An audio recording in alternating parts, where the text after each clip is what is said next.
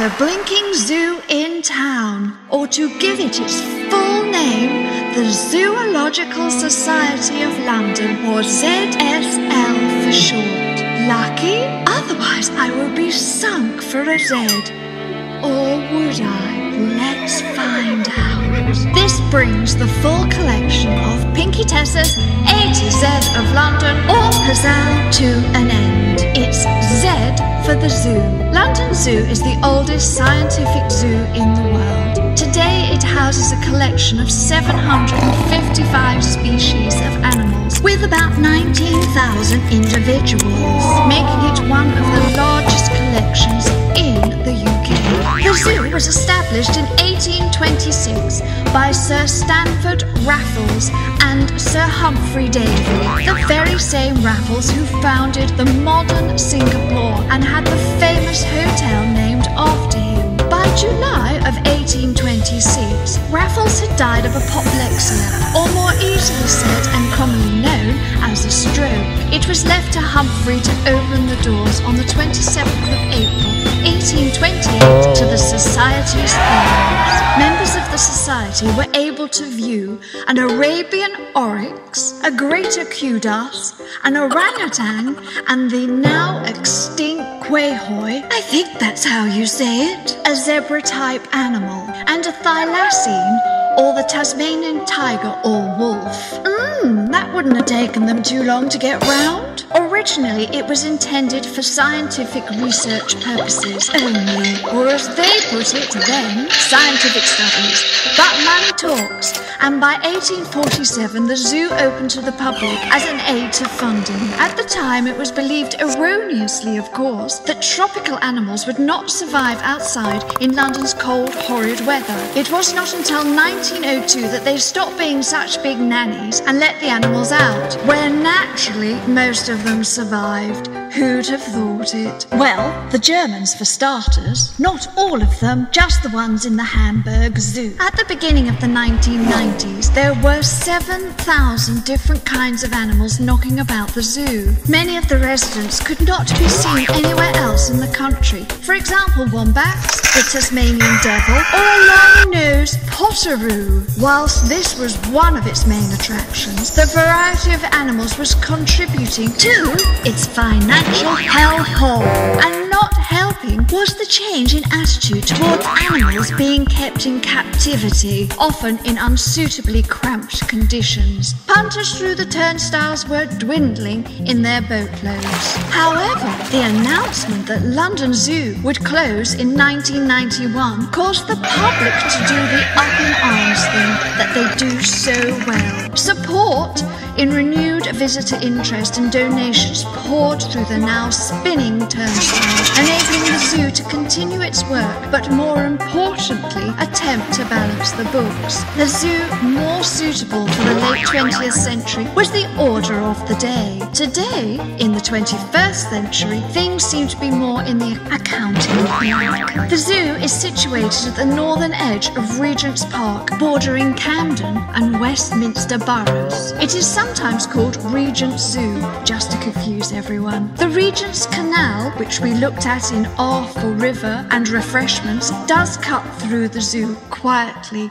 and rather serenely. The Society has a more spacious site at Whipsnade in Bedfordshire, where you can find the elephants and rhinos and other species roaming in a more natural setting. And do they mind the British weather? It seems they love it. The zoo receives no state funding, relying entirely on fellows, friends, members, entrance fees and sponsorship to generate income. One of the benefits of the public's horror that their zoo might close created an organisation of volunteer staff. They run around in super-duper red sweaters, giving 1 day a week to assist the running of the zoo. These folk participate in both educational activities and animal care.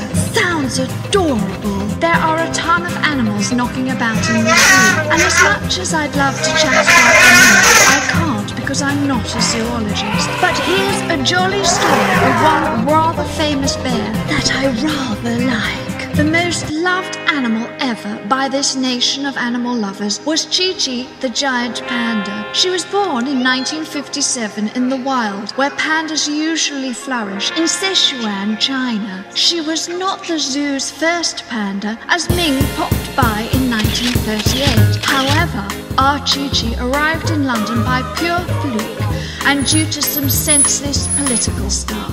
After Chi-Chi left Beijing Zoo, she spent some time knocking about in some European zoos, but in 1958 she was sold to the United States due to the US government's cessation of trade with communist China. Yes, that particular political thingy. She was rather nastily refused entry to the US. She did another tour of Europe before coming to London Zoo. Previously, London Zoo had declared they would not encourage the abduction of wild pandas, but as she had already been collected, they relented. Chi-Chi was one of those folks who arrive in your house saying, "I'm only staying for 3 weeks." I'm proceeded to stay forever. Chi-Chi means naughty girl, but if you get the wrong emphasis, it means prostitute. So one had to be careful how one called her. The Zoological Gardens bought her for £12,000 on the 26th of September 1958, whereupon she became the property of Giant Britain. Here, she takes a nonchalant bath. Oh, naturel. Poor old Chi-Chi never had any cubs of her own, as she didn't much care for the Russian boyfriend offered, Anne, who probably had bad manners, bad breath, and didn't know how to treat a gal. I know the sort. She died on the 22nd of July, 1972, and was mourned by the nation. The post-mortem conducted proved that, amongst other things, pandas were really bears all along, and we could stop pretending they were related to raccoons merely because they favour the same eye makeup. She was later stuffed and sits happily in a jolly case at the National History Museum. The lovable Chi-Chi was the inspiration for Sir Peter Scott's simple, distinctive black and white design used as the logo for the World Wildlife Fund, now called WWF. A little unknown fact is she was also the inspiration for the police panda car. The phrase panda car refers to a small or medium-sized police car favoured by our marvellous British police forces.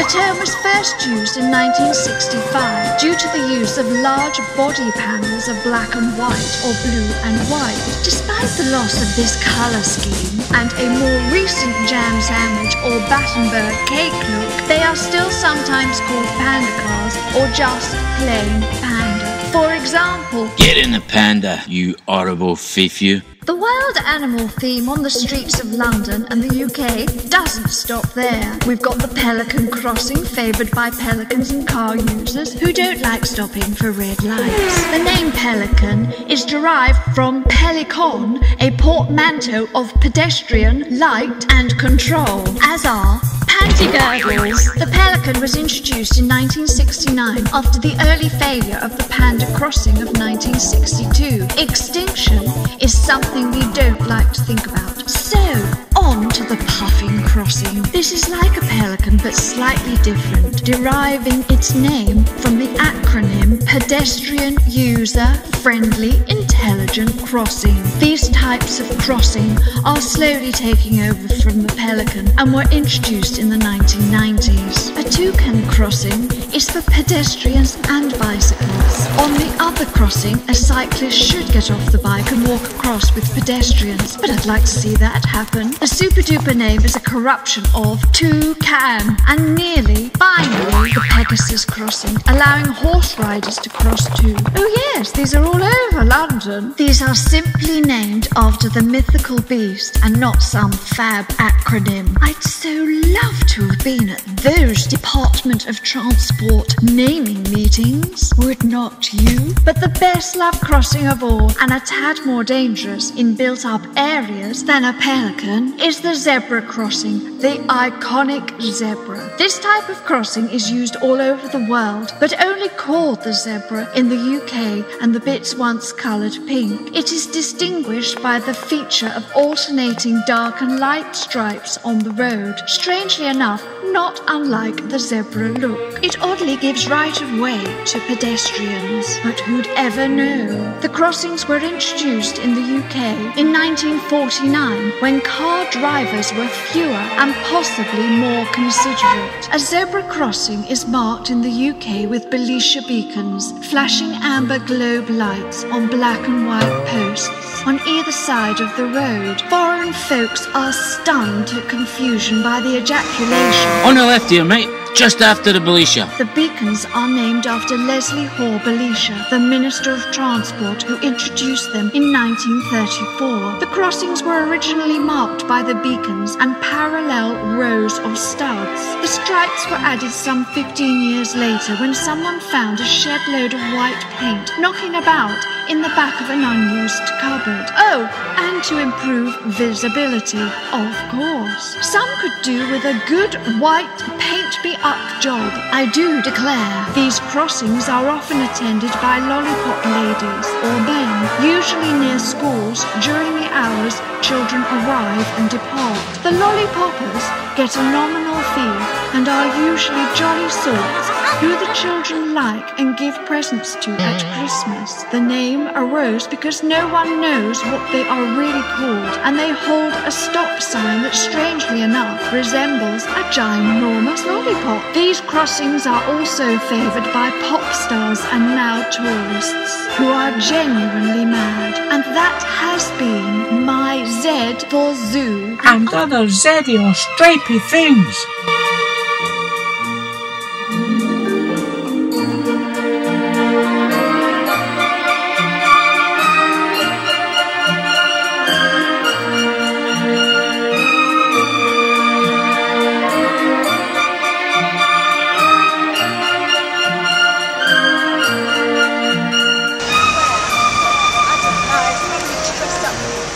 London. She looks quite good actually. Everything by Pinkietessa. Camera will buy the senior Pinky and got photography. And don't forget Pinkietessa.com for super duper stuff.